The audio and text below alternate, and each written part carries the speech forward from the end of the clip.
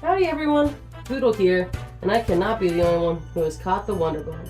Having not played a 2D Mario game in about a decade, felt pretty meh, even as the trailer was coming out and hype began to swell. But on that launch Friday a couple weeks ago, even friends of mine were messaging me their excitement about the game, so I embraced the trinity, took a dive, and wowee, Mario Wonder really is splendid. Today, I want to chat about why this game feels so stinking fresh, when many of us sort of assumed 2D Mario games were destined to be Nintendo's, safest series. I'll be sticking to the first couple worlds. That's not to spoil the fun for anyone, so if that sounds good to you, then, let's go!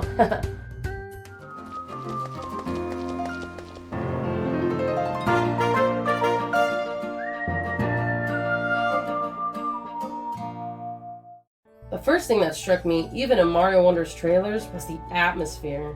Big sweeping clouds and rolling meadowy hills. The environment just feels so alive, evoking a sort of Ghibli film energy with the way you see the wind move across the grass. Clouds come in all shapes and sizes, and even have these lovely little particle effects coming off of them. So many elements gently move around, swaying in the breeze, and it just feels like such a big upgrade to the new Super Mario Bros. U Deluxe. Really killed it with that name, Nintendo. Leaves are flying in the breeze, light dances on underwater sands, and wispy cloud bits flutter in and out of screen. The backgrounds are never static JPEGs hovering behind everything. Instead, you really feel like you're running through a lively, whimsical universe. Fluff Puff Peak is definitely a favorite of mine. So many traditional Winter worlds go with your classic cool blue palette, but no, we've got a delicious cotton candy masterpiece here. Pink and purple mixed with bright icy blue to create such a sweet little zone that feels extra soft with its oceans of fluffy snow and clouds. The further you go in the level, the sun begins to set and you get these twinkles of stars coming through the twilight sky.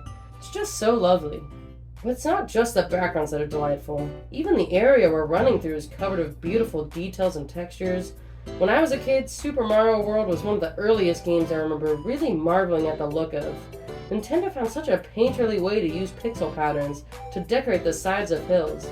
Sometimes we'd have this cute dotted dirt thing going on, but they'd also utilize funkier patterns like these diamonds and chunkier dots. The artists of that game knew the world did not have to feel like an exact representation, and in fact going with a more funky style really made it stand out.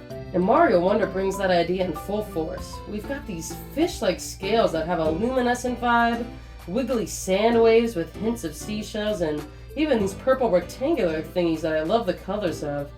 It all feels all the more impressive when all these elements are able to come together in such a harmonious way. The world never feels distracting or overwhelming, like vomit of color on screen. Instead, these patterns utilize color and shape to perfectly fit together and creating a gorgeous storybook energy. I feel like I'm running through a living painting as I gorge the souls of these scared little Goombas. While environments are something that are immediately apparent in their wonder, I also found myself surprisingly excited by the visual design of the game's UI. The loading screen between levels are crispy and feature a sort of pattern that changes subtly between worlds. The crunchy triangle transition as you go through parts of the level is also super cool, and I like that it follows the direction of your movement. Grabbing the various power-ups in this game also comes with a fun little graphic transition alongside the character animations. I also love how Prince Florian has his own floating pattern in the background of his speech bubbles. They were able to make the green text on green background with green shapes just look so good. Now we have got to talk about those Wonder Seed moments. I mean, they are the heart of this game. While all these other beautiful visuals are great in their own way, I can definitely see how if the Wonder Seeds fail to impress and stay fresh and exciting, the game would lose its magic so fast. But no, Mario Wonder's art team went above and beyond, not only creating a cool shifting effects as the players transition into Wonder Mode, but totally changing up the color palettes of the level along with it. Dark caverns light up with violet luminescence and backgrounds begin to wiggle around. A relaxing blue ocean explodes with bright yellow sunlight that give it a totally new feeling, almost golden metallic.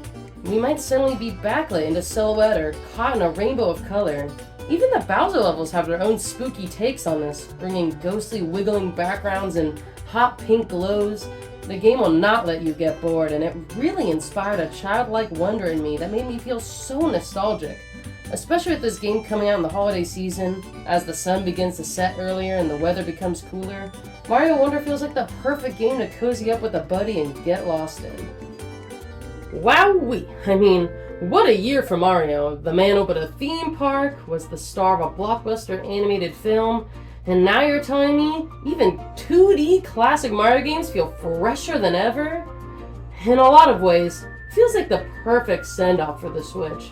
A console generation that was able to revive so many of Nintendo's IPs and give them a fresh coat of paint. I mean, if this is what they're achieving on 6-year-old hardware, able to compete with the likes of Spider-Man, I mean, on the PS5 of all things, then man oh man, I cannot wait to see what they're able to do once we get a hardware upgrade. Okay. One last little thought though, you know those little charging guys? Is it me, or does it kind of look like they're wearing little shorts?